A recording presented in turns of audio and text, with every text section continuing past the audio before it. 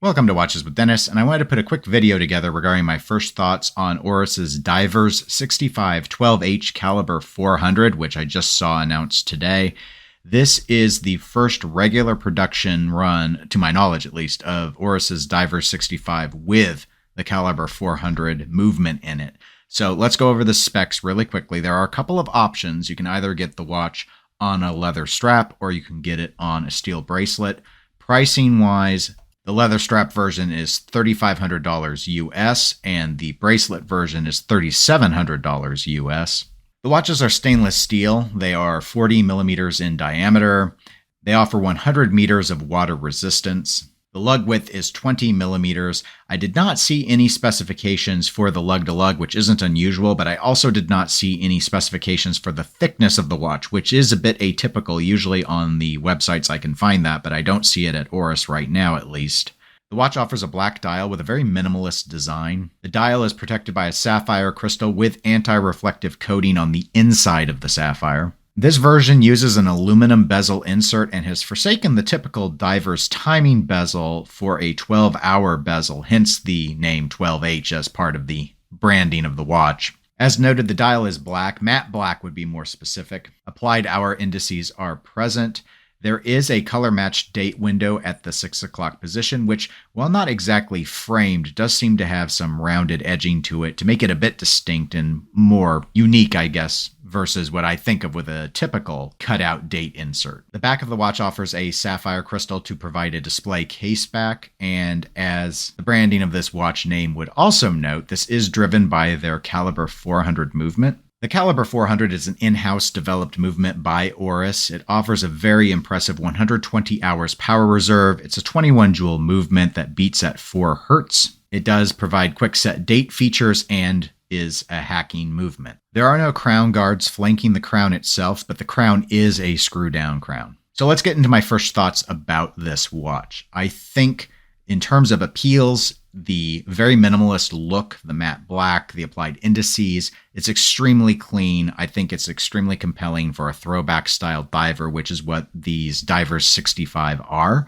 So overall, I think this watch is very attractive in that clean, minimalist way. I think some people will find it overly boring. Those that are more drawn to colorful dive watches are going to look to something more like Doxa or other things in the Oris lineup rather than something like this. However, as a dive watch, there are a few things that are a bit concerning. Obviously, having a screw-down crown, I know appeals to a lot of people who do not trust 100-meter water resistance watches without one, even when they are given the same guarantee as is held here. I don't think the lack of the crown guards necessarily is going to be a big issue, but I do think the decision to go with this 12-hour timing bezel is. They didn't go with a traditional diving bezel. I think that's going to turn some people off. I definitely know that the aluminum bezel insert is going to be off-putting to some. Again, I don't know the motivation for why Oris has gone with aluminum. I'm going to go with kind of why I think in the case of a company like Zodiac using mineral glass over some of their bezels, I think it's that vintage sort of look that they're going for. And so again, aluminum bezel insert. Okay, that was the traditional style, and this is a very traditional looking watch. So I guess that's the choice. But again, ceramic has gained a tremendous amount of popularity. It's extremely affordable for bezel inserts. I owned a rotary dive watch at one point in my collecting adventure that had a very nice ceramic bezel insert, and it was an extremely cheap watch, and this watch is not inexpensive.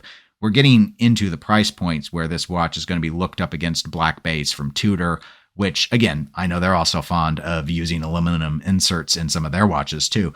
But again, when you're looking for a reason to pick Oris over a brand with more cachet like Tudor, that's something I think some people are going to look at, especially if they're going to plan on wearing this desk diving and aluminum is going to scratch. It just does. So that is probably the bezel thing. I think even the 12H, the 12-hour aspect, is probably going to be less of a problem for them than the aluminum choice, because I think a lot of people just play with the bezels and aren't necessarily hung up on using them functionally, but the aluminum is going to be a bit of a challenge. So I think that's an issue. I think the reason for the pricing being what it is still likely driven by the fact that they went with the Calibre 400. It is an incredibly impressive movement. I already ran over the specs of the movement itself. However, I think it's also noteworthy to point out that that movement is supposed to have a 10-year service interval. And really, outside of Rolex, this is the only other one I'm really aware of that is 10 years. And in fact, Oris offers a 10-year warranty on these watches to kind of go along with that. So I think you're paying a lot for that. I am assuming that the R&D cost, the recoup that we expect for the in-house development, has got to come down eventually. This is the first time that the Calibre 400 has been in the Divers 65, but we are seeing the Calibre 400 more and more. It would not surprise me if it is Oris's long-term plan to try and get this movement in as many watches that they produce as possible. So again, my nutshell summary: nice looking, clean, minimalist watch. Questionable bezel choices, both in terms of material and going with a 12-hour timer. Very impressive movement, however. If I were to guess, I think the watch will do okay in terms of sales. I think a lot of people will hold and try and get these on discount, though, just given that we're pushing up for the bracelet version near on $4,000, and that's a lot for an Oris. And they may be wanting to move up market, but it's going to take a little bit of time from where a lot of people have considered them positioned historically. But those are my thoughts. I'd love to hear yours. Please comment below with any thoughts you have about the Divers 65 12H Calibre 400 by Oris. If you enjoyed the video, please give it a like. It helps the channel out. If you'd like to be notified when I have new videos, click the subscribe button. I have started a join option. It's the lowest I could set it at for YouTube. That's 99 cents a month. So you're interested in joining the Watches Within Us Club. It gives you access to some badges and emojis. So if that's something you're into and you like to participate in the live streams that I do from time to time, it might be an option worth checking out. And if not, that's okay too. Otherwise, I'll say good day, everybody. Talk to you next time.